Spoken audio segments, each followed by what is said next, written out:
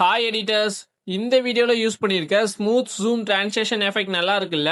இதை எப்படி சிம்பிளா கேப்கட்ல எடிட் பண்ணலாம்னு நான் சொல்லி தரேன். வீடியோ ஃபுல்லா பாருங்க. ஃபர்ஸ்ட் இந்த ரீல்ல இருக்க மாதிரி ஒரு லாங் ஷாட் வீடியோ எடுத்து அதை கேப்கட்ல இம்போர்ட் பண்ணிக்கோங்க. நெக்ஸ்ட் வீடியோல எந்த இடத்துல ஜூம் எஃபெக்ட் ஆட் பண்ண போறீங்களோ அந்த இடத்துல டைம் லைனை வச்சு ஸ்பிளிட் பண்ணிக்கோங்க. இப்போ செகண்டா இருக்க வீடியோ கிளிப்பை செலக்ட் பண்ணி ஸ்பீட்ல போயிட்டு 0.2x வச்சுட்டு அந்த வீடியோ கிளிப்ல ஸ்டார்டிங்ல ஒரு கீ ஃப்ரேம் 0.5 செகண்ட்ஸ் தள்ளி ஒரு கீ ஃப்ரேம் வச்சுக்கோங்க. இப்போ டைம் லைனை செகண்டா இருக்கிற கீ ஃப்ரேம்ல வச்சுட்டு எவ்வளவுக்கு ஜூம் பண்ணணுமோ ஜூம் பண்ணிக்கோங்க. ஜூம் பண்ணிட்டு டைம் லைனை ரெண்டு கீ ஃப்ரேம்க்கு நடுல வச்சு கிராஃப்ல கியூபின்னு செலக்ட் பண்ணிக்கோங்க. இப்போ டிரான்சிஷன்ல ஜூம் கோக்குன்னு சர்ச் பண்ணுங்க. ஃபர்ஸ்ட் ஒரு எஃபெக்ட் வரும், அதை கொடுத்து டிக் கொடுத்துருங்க. நெக்ஸ்ட் செகண்ட் வீடியோ கிளிப் ஸ்டார்டிங்ல டைம் லைனை வச்சுட்டு எஃபெக்ட்ஸ்ல போயிட்டு ஆப்ளிக்யூ பிளர்ங்கிற எஃபெக்ட்டை ஆட் பண்ணிக்கோங்க. இப்போ இந்த எஃபெக்ட்டோட டியூரேஷனை 1 செகண்டுக்கு வச்சுட்டு அந்த எஃபெக்ட் ஸ்டார்டிங்ல ஒரு கீ ஃப்ரேம் எண்டிங்ல ஒரு கீ ஃப்ரேம் வந்து ஆட் பண்ணிக்கோங்க. இப்போ ஸ்டார்டிங்ல ஆட் பண்ண கீ ஃப்ரேம்ல வச்சுட்டு பிளர் ஆப்ஷனை 100ல வச்சுட்டு ரொட்டேட்டா ஒரு 10ல வச்சுட்டு டிக் கொடுத்துருங்க. நெக்ஸ்ட் எண்டிங் கீ ஃப்ரேம்ல வச்சு அட்ஜஸ்ட்ல போயிட்டு பிளர் ஆப்ஷனை மட்டும் ஒரு 30 கிட்ட வச்சுட்டு டிக் கொடுத்துருங்க. அந்த எஃபெக்ட்டை செலக்ட் பண்ணிட்டு கீழே ஆப்ஜெக்ட்னு ஒரு ஆப்ஷன் இருக்கும், அதுல ஆல் வீடியோவை செலக்ட் பண்ணிட்டு டிக் கொடுத்துட்டு உங்க வீடியோவை ப்ளே பண்ணீங்கன்னா உங்களுக்கும் இந்த ஸ்மூத் ஜூம் டிரான்சிஷன் எஃபெக்ட் வந்துரும். இந்த மாதிரி நிறைய ட்ரெண்டிங் ரீல் எடிட் டியூட்டோரியலுக்கு நம்ம பேஜை ஃபாலோ பண்ணி வச்சுக்கோங்க.